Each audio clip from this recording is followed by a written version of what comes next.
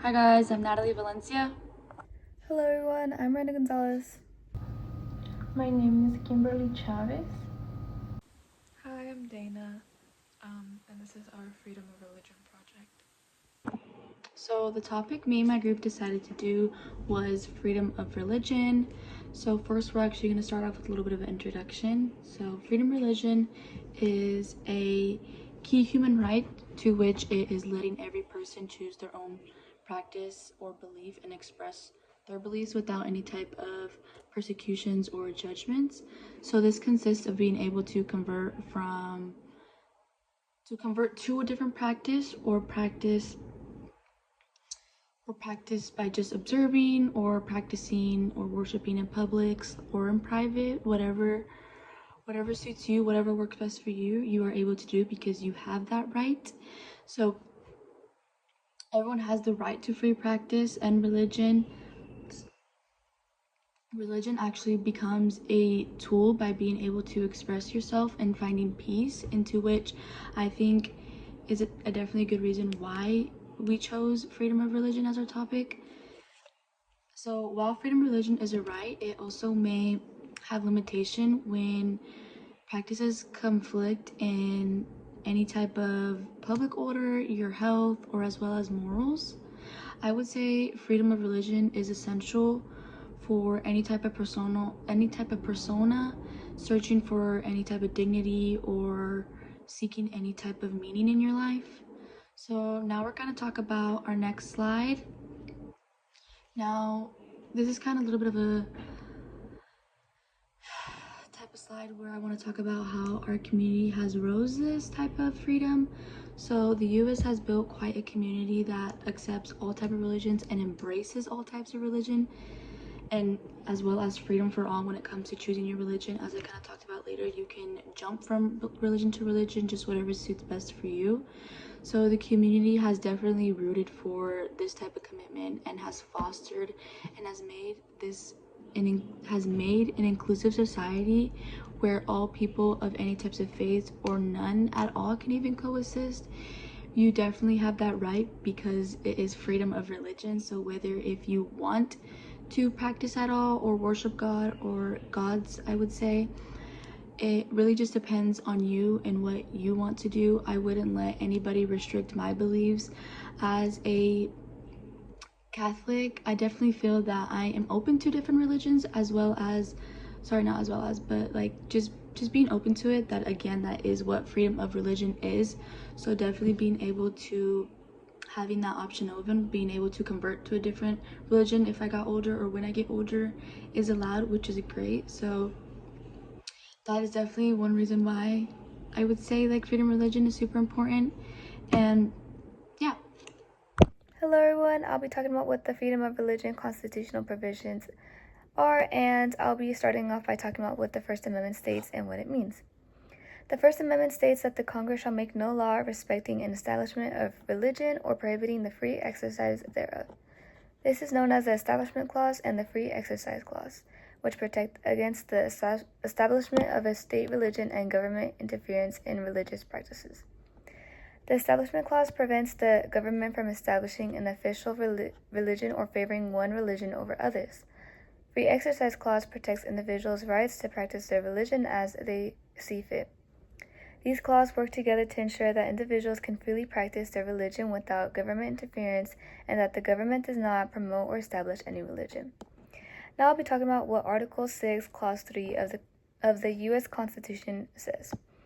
Article 6, Clause 3 of the U.S. Constitution plays a significant role in the context of religious freedom by establishing two main principles: no religious test for office support and separation of church and state.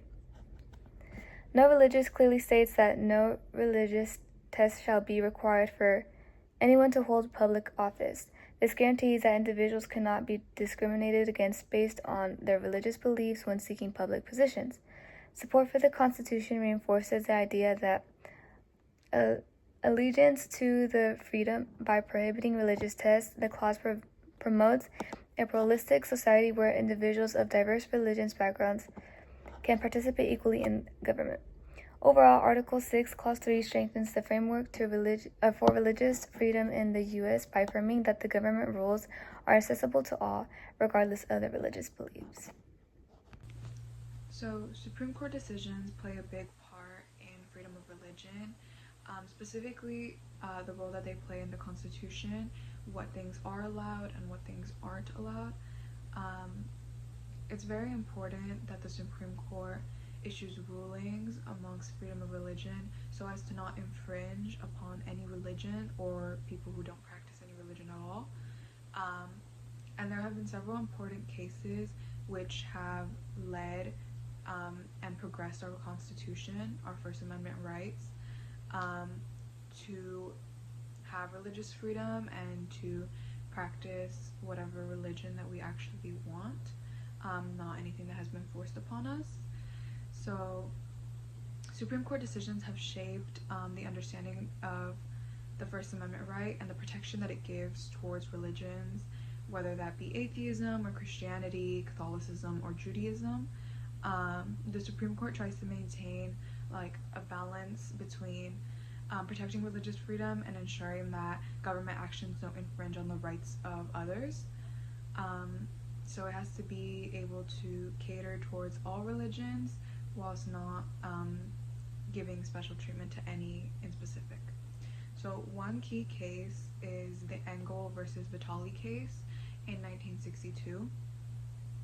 So this is often regarded as one of the most significant cases regarding Supreme Court decisions and religious freedom because it was a big issue about prayer. The main reason was for whether or not prayer should be sponsored in public schools, like given allotted time for throughout the day or things like that. And the Supreme Court decision, the final decision, was ruled that prayer in public schools was unconstitutional because it was represented as a government endorsement of religion, since public schools are federally funded buildings and they are public, anyone can access them, so giving special treatment to certain religions would be unconstitutional to other religions or people who don't, or children who don't practice specific religions. And the second case was Wisconsin versus Yoder in 1972, just 10 years later. And the issue was, can the states require Amish children to attend school beyond 8th grade even though it conflicts with their religious beliefs?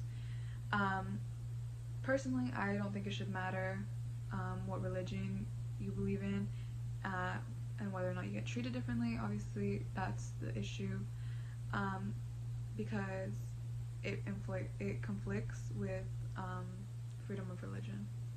So that was that. Thank you.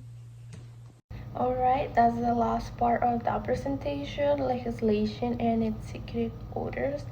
Executive Order 13798, this order titled Promoting Free Speech and Religious Liberty was created to direct federal agencies to respect and protect religious liberty and political speech.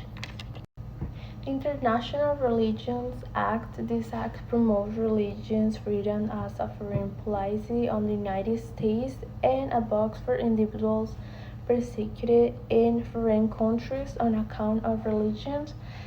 IRFA underscores the importance of religious freedoms and aims to protect individuals persecuted for their belief around the world.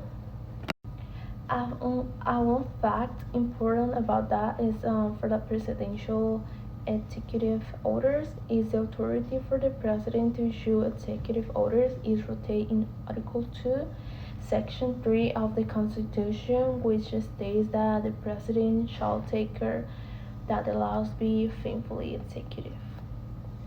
Also, a definition more specific about an executive order is defined by a declaration by the president or governor, which has the force of law and usually based on existing statutory power. Right, last thing, Executive Order 13831. This order established the White House Five and Opportunity Initiative this initiative aims to ensure that faith-based and community organizations have strong advocates federal government. The order directs federal agencies to designate a liaison to the initiative and to ensure that these organizations have equal access to government funding and programs. Alright, I hope you like the project and enjoying to watch them, and thank you.